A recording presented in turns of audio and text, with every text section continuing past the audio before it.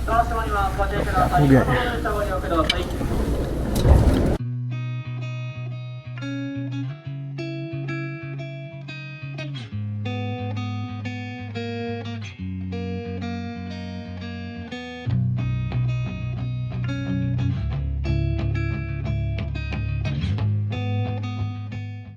Good morning दोस्तों, आपका नए वीडियो में फिर से स्वागत है। अगर आपने अभी तक चैनल को सब्सक्राइब नहीं किया है तो please do subscribe to my channel. मेरे घर के पास में छोटा सा भगवान का मंदिर है, तो यहाँ पे भगवान के पैर पड़ लेते हैं। आप भी पैर पड़ लो।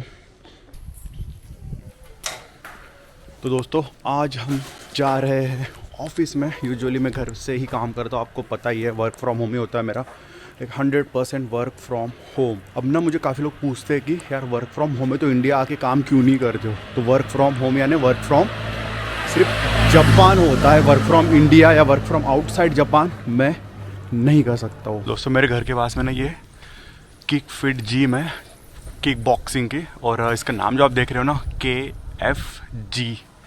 तो मैं यहाँ से चल रहा था और सडनली मेरा उस पर ध्यान गया। यूजुअली मैं कभी ऊपर देखा नहीं हूँ, बट मेरा ध्यान गया इसके ऊपर और मुझे लगा KGF। यानी देखते ही मुझे KGF जो मूवी है वो वाला लगा। मुझे लगा उन्होंने नाम तो चुरा नहीं लिया। यूजुअली हम ऑफिस जाते हैं, वो बस नोमी खाई या पार्टी होती है हमारे टीम लोग के साथ में, मेंबर के साथ में, तभी हम जाते हैं। बट आज जाने का कुछ अलग ही रीज़न है, वो मैं आपको बाद में बताऊँगा। ये देखिए आंटी 3 चक्कों की साइकिल चला रही है। ये मेरे घर के पास में एक ट्रेडिशनल शॉप है और यहाँ पर ना ये सब राइस के प्रोडक्ट्स बनाते हैं। ये आप देख रहे हो, यहाँ पे ये राइस का बना हुआ है सारे। यहाँ पे इन्होंने स्वीट्स बेचने के लिए रखा है और यहाँ पर ये देख लो आप, ये भी स्वीट्स है। कितने अच्छे तरीके से इन्होंने इसको पैक किया हुआ है और यहाँ पे बेचने के लिए रखा है।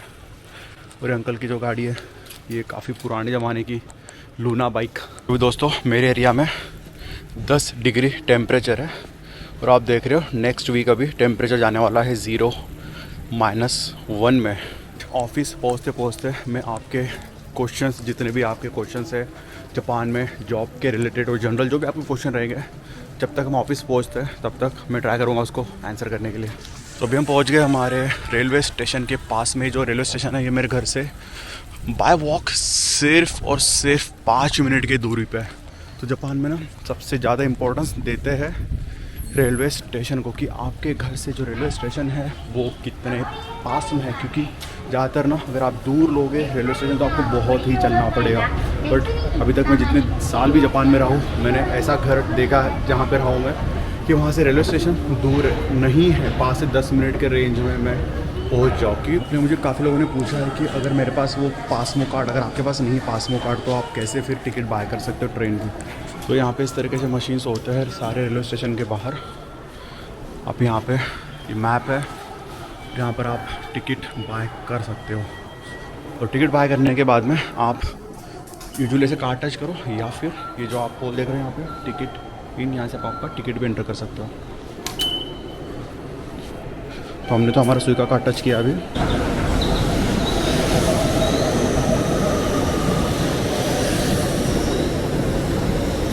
तो पहला क्वेश्चन हमारा सुमोना दास ने पूछा है कि जापान में लोग काफ़ी कम बात करते हैं क्या।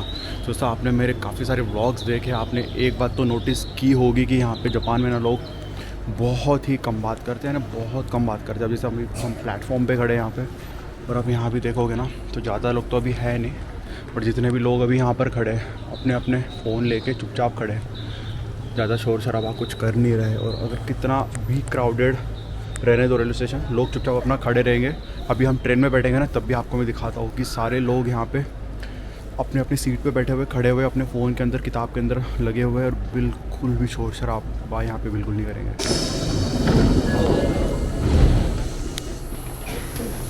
ये आ गई हमारी भी ट्रेन, और ये ट्रेन के अंदर भी आप देख लो कितना क्वाइट है।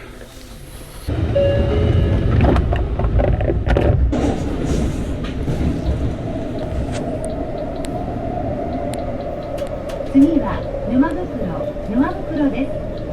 お出口は左側です。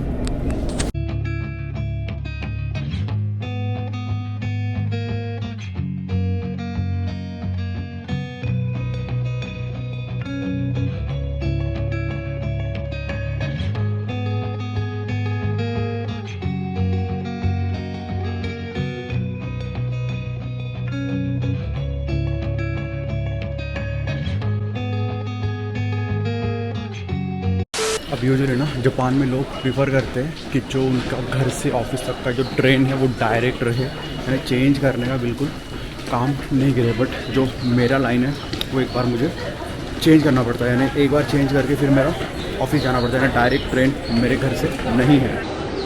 तो अभी आए हम ताकादानो बाबा स्टेशन पे और यहाँ से हमें फिर से एक बार लाइन चेंज करना है। और आप देख रहे हो यहाँ भी लोग कितने शांति से खड़े हैं, बिल्कुल अपने फ़ोन में, बिल्कुल बात शात कुछ नहीं और लाइन में खड़े हैं। हम भी लाइन में खड़े हो जाते हैं।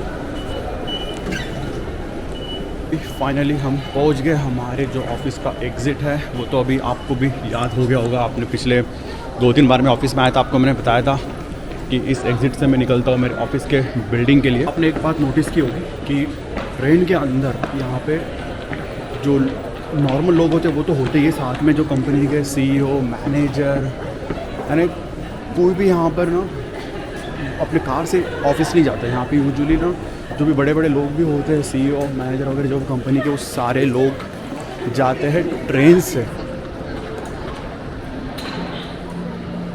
उनको अगला क्वेश्चन आया है टेक प्रितेश का, वो पूछ रहे कि जापान में अगर जॉब ढूंढना है तो उसके लिए कोई एज लिमिट होती है या नहीं होती है। तो मेरे हिसाब से तो यहाँ पे कोई एज लिमिट होती नहीं है।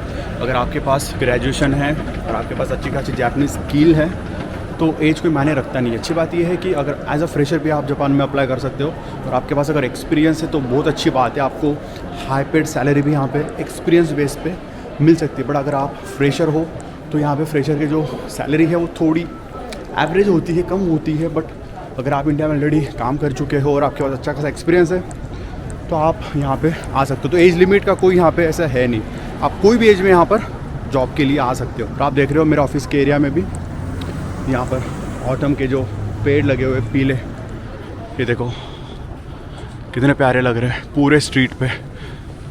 अभी तो सारे ऑटम ख़त्म होने को आ गया ना, तो अभी तो वहाँ उस साइड के तो झड़ गए सारे, बढ़िया साइड में सारे पत्ते पीले।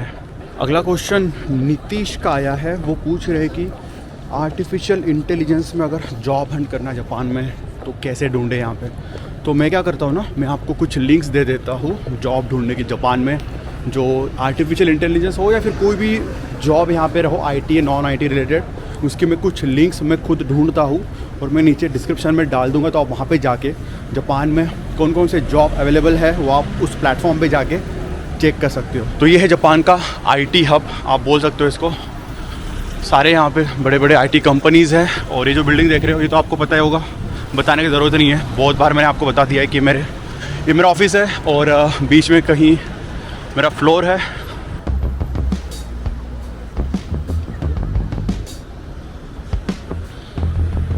चलिए दोस्तों, अभी हम जाते हैं ऑफिस के अंदर, काम वगैरह करते हैं और आपके और भी काफ़ी क्वेश्चंस मुझे आए हैं तो वो मैं ऑफिस का काम मेरा ख़त्म हो जाता है तो उसके बाद मैं आपके क्वेश्चंस लूँ। उसके बाद ये भी बताऊंगा कि हम आज ऑफिस क्यों आए, क्योंकि आज हम पार्टी के लिए तो बिल्कुल नहीं आए हैं। जो मेन रीज़न है ऑफिस आने का मैं वो आपको ऑफिस ख़त्म होने के बाद में बताऊँगा। तो चलिए दोस्तों, मिलते हैं मेरा काम ख़त्म होने के बाद में।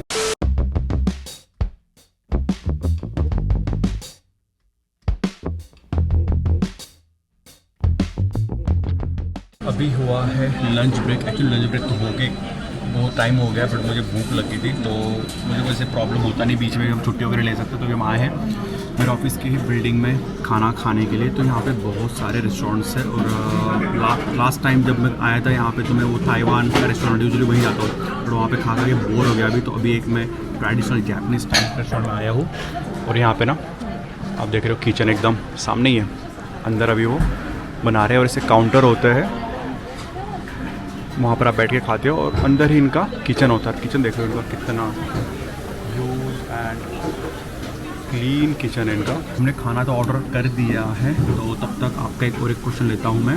इनोसेंट ने पूछा है कि जापान में ओवर टाइम करने के लिए कितने येन पर आवर मिलते हैं। अब वो डिपेंड करता है दोस्तों, ओवर टाइम में तो पैसे मिलते हैं, ये दैट्स फॉर श्योर कि कोई भी कंपनी में कहीं भी आप काम करो ओवर टाइम के यहाँ पे पैसे मिलते हैं। अब वो डिपेंड करता है कि आप कौन से आईटी फील्ड में काम कर रहे हो या फिर कोई और कंपनी में काम कर रहे हो नॉन आईटी रिलेटेड। और आईटी में भी अगर आपका रोल मायने रखता है कि आप जस्ट ज्वाइन करे हो या फिर आपका रोल बेसिक है, तो आपको 800 से 1000 येन पर घंटे के हिसाब से मिलते हैं। फिर जैसे जैसे आपका एक्सपीरियंस बढ़ता है, जैसे जैसे आपका पोजीशन बढ़ता है, तो वो जो आवरली होते हैं पैसे वो भी बढ़ते हैं। और अच्छी बात यहाँ पे दोस्तों ये है कि आपको आवरली नहीं, आपको मिनट के हिसाब से यहाँ पे पैसे मिलते हैं। अगर आप 15 मिनट भी एक्स्ट्रा काम करते हो यहाँ पे, तो आपको 15 मिनट के भी पैसे मिलते हैं। मिनिमम 1000 तो मिलेंगे आपको, और मैक्सिमम फिर वो 2 से 5000 येन आपके पोजीशन के हिसाब से पैसे आपको ओवर टाइम के यहाँ पे मिलेंगे। चलिए हमारा खाना भी आ गया है, तो करते हैं हमारा लंच फिनिश।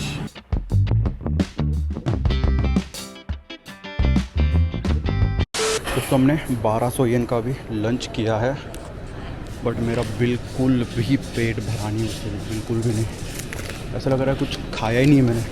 और आज जो मैंने खाना खाया था वो ट्रेडिशनल जापानीज़ फूड था, और उसमें वो सूप और छोटे छोटे प्लेट्स में वो सैलड भी उनके एक एक टुकड़े होते हैं। तो मुझे लगा चलो ट्राई करते हैं, बट बड़ा ही बकवास था। इसके बिल्डिंग में सलून शॉप भी यहाँ पर, आपको अगर कटिंग वगैरह करवाना है ऑफिस टाइम में, तो आप यहाँ पर आके हेयर स्पा वगैरह भी करवा सकते हो।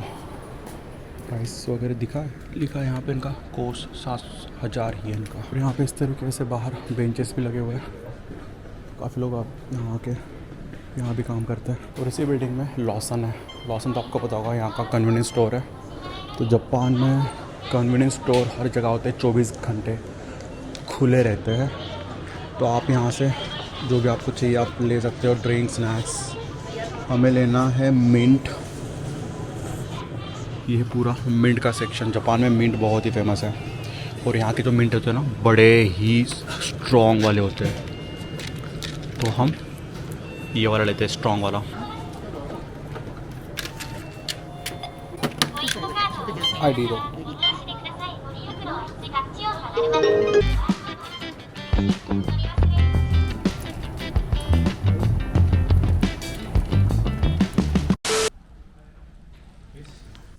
तो दोस्तों आज का जो हमारा ऑफिस का काम है वो ख़त्म हो गया है। मैं अभी मेरे जो ऑफिस है उसके जो लॉबी है वहाँ पर बैठा हुआ। ये जो बिल्डिंग है ये बहुत 50-60 फ्लोर की है, और 3rd फ्लोर पे इसका लॉबी है, वहाँ पर अभी मैं बैठा हूँ। और आपको थोड़ा यहाँ से मैं इन्वायरमेंट बताता हूँ कि मेरा ऑफिस का लॉबी एटलीस्ट कैसे दिखता है। ये है इसका रिसेप्शन एरिया, यहाँ पे मोस्टली कस्टमर वगैरह आके बैठते हैं।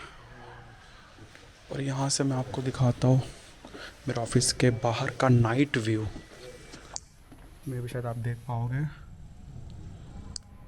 ये है ओतेमाची का रात का व्यू। तो चलिए अभी निकलते हैं यहाँ से, बहुत ज़ोरों से भूख भी लगी है, खाना भी खाना है। घर पहुँच के अभी ऑफिस छूट गया ना, तो सारे एम्प्लॉयज़ का अभी घर जाने का टाइम हो गया है। तो मैं भी शायद अभी काफ़ी भीड़ हो जाएंगी रेलवे स्टेशन पे। ऑफिस की बिल्डिंग के 1st फ्लोर पे कितना प्यारा सा इन्होंने क्रिसमस ट्री लगा के रखा है, काफ़ी बड़ा है ये तो। ओ भाई साहब, ये बिल्डिंग के बाहर निकलते ही एकदम गंदी वाली ठंडी लग रही है। टेम्परेचर अभी बहुत गिर गया, हमें भी शायद 4 या 5 के आसपास टेम्परेचर होगा। अभी चेन लगा लेता हूँ, ये वाली बड़ी ठंडी लग रही है।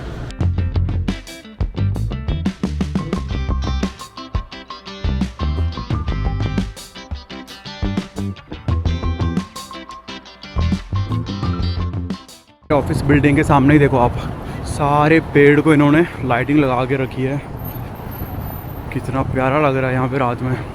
मैंने सुबह हम यहीं से गए थे, और अभी देखो रात में पूरा व्यू ही चेंज हो गया रात में यहाँ पर पूरा। ये सारे बंदे बंदियों ने क्रिसमस के ड्रेस पहने हुए हैं, सांता क्लॉज के। मेरे जो बॉस और टीम मेंबर है ना, सारे ऑलरेडी काम कर रहे थे, और मैं निकलने का सोच रहा था क्योंकि मेरा थक गया था काफ़ी काम कर करके। तो मैंने फिर होता है ना कि जापान में मैंने बोला था आपको कि जब तक आपका बॉस आपके टीम मेंबर काम कर रहे हैं आप बैठ के काम करते हो, बट मेरे ऑफिस में मेरे टीम में ऐसा कोई कल्चर है नहीं। तो अभी जैसे मैं निकला तो निकलते समय मैंने उनको बोला ओसाकिनी शित्सुरे शिमास, यानी आपसे पहले मैं निकल रहा हूँ तो प्लीज़ मुझे माफ़ करिएगा। ये आप ऐसा बोल के, ये फ्रेज़ आप याद रख लीजिएगा। अगर आप जापान में आ रहे हो और आप आपके बॉस के पहले या टीम मेंबर के पहले निकल रहे हो, ये फ्रेज़ आप उनको बोल दो और वहाँ से आप निकल सकते हो, कोई दिक्कत नहीं है। सुबह हम इसी बिल्डिंग से ऑफिस के लिए निकले थे।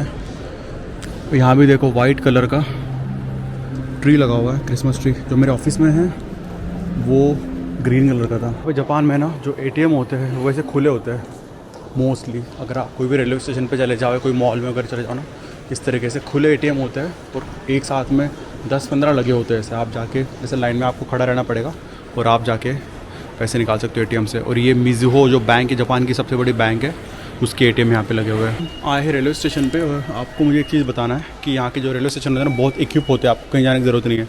इसी रेलवे स्टेशन पे यहाँ पे देखो ये ओपन ATM है, ये है SMBC। साथ यहाँ पे मिज़ुहो का एक छोटा सा ATM जो मैंने आपको इसके पहले बताया था। साथ ही में यहाँ पे जिदो हम्बाई की भी लगी हुई है। और आगे आपको बताता हूँ मैं, यहाँ पर ये फ़ोटो इमेजिंग मशीन मैंने आपको बताया था मेरे पिछले काफ़ी व्लॉग्स में। यहाँ पे आप फ़ोटो निकाल सकते हो, पासपोर्ट साइज़ फ़ोटो अलग अलग टाइप्स के। अंदर इस तरह से छोटा सा रूम होता है। उसके बगल में ही है ये पिकअप ड्रॉप ऑफ स्टेशन, जहाँ पर आप आपके लगेज वगैरह पिक कर सकते हो अगर किसी को देना है, लेना है। और साथ ही में बाजू में है स्टोरेज। तो एक स्टेशन पे आपको इतनी सारी फैसिलिटीज़ मिल जाती है। यहाँ पे दोस्तों आप छाते भी रेंट कर सकते हो। जो आप देख रहे हो बाजू में, तो जब बारिश आती है यहाँ पे बिन बुलाई बारिश हमेशा आती रहती है, तो आप रेलवे स्टेशन से छाते भी रेंट कर सकते हो। जब भी आप एस्केलेटर पे चलोगे ना, आपको लेफ़्ट साइड में खड़े होना है और राइट साइड से जिनको वॉक करके जल्दी से निकलना है वो राइट साइड से निकल जाएंगे। तो ये बहुत ही इंपॉर्टेंट रूल है जापान में। अभी ऑफिस छूटा है ना, भीड़ देख लो कितने लोगों की। और सील सारे एकदम प्यार से अंदर जा रहे हैं।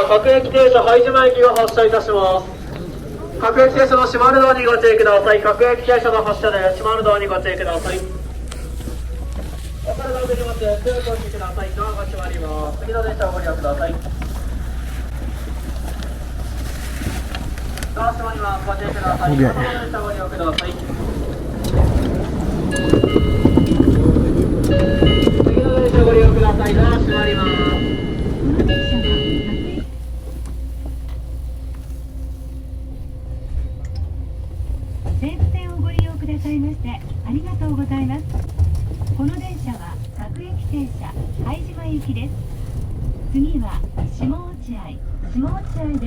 तो स्टेशन पे ना आपको इस तरीके से जॉब के ये दिखेंगे, क्या बोलते हैं इसको, मैगज़ीन, जिसमें कि ना आपको इस एरिया में या फिर जापान में टोक्यो में कौन कौन से jobs, part time job, full time job available है, सारे के सारे इसके अंदर दिए रहेंगे।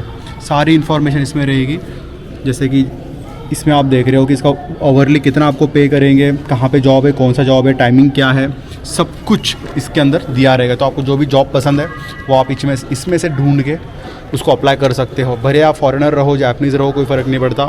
नर्सिंग, हेल्थ केयर और सारे जॉब इसके अंदर रहेंगे। तो ये भी एक बेस्ट वे है अगर आप जापान में हो और आपको पार्ट टाइम जॉब वगैरह ढूंढना है ना, तो आप जब भी रेलवे स्टेशन पे आओगे उसके साइड वाले सेक्शन में इस तरीके से ये मैगज़ीन रखे रहेंगे। तो फाइनली दोस्तों हम हमारे घर के स्टेशन के पास में आ गए। सुबह जाते समय कुछ नहीं लगता है, बट आते समय बड़ा ही थक जाते हैं क्योंकि इतना रश वगैरह भी होता है, बैठने को जगह नहीं मिलती।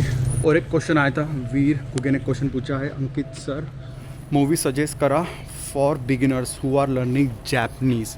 तो मुझे याद है कि जब मैं सीख रहा था यूनिवर्सिटी में, जब मेरा N5 में कर रहा था, तो तब मैं हाना योरी दांगो और एक वेब सीरीज़ था ऑरेंज डेज़, ये दो मैंने सारे सीज़न देख लिए थे। और इससे मेरी जो जापनीज़ है ना इतनी अच्छी इंप्रूव हो गई थी ना, लिसनिंग तो बहुत इंप्रूव हो गई थी। तो ये आप ड्रामा है ये एक्चुअली, तो हाना योरी दांगो तो आप बिल्कुल देखिएगा, बहुत ही बढ़िया सीरीज़ है। दोस्तों मैंने तो आपको बताया नहीं कि ऑफिस में क्यों गया। तो ऑफिस जाने का रीज़न आज ये था कि हमारा मैकबुक प्रो आज डिलीवर हुआ है ऑफिस के एड्रेस पे। तो ये जो आप देख रहे हो ये है नया मैकबुक प्रो। इसका जो चिप है वो M2 Max है, नया वाला अभी रिलीज़ हुआ है और ये मेरे ऑफिस के एड्रेस पे डिलीवर हुआ है। तो ये कलेक्ट करने के लिए आज हम ऑफिस गए थे। तो अभी इसको अनपैक करने की बिल्कुल ताकत नहीं है, बहुत ज़ोरों से भूख लगी मुझे और नींद भी बहुत आ रही थी। सबसे पहले अभी तो मैं जाके खाना बनाऊँगा, खाना खाऊँगा और अगले व्लॉग में मैं इसको आपके साथ में अनपैक करूँगा। तो चलिए दोस्तों मिलते हैं अगले वीडियो में। Till then bye bye. Take care.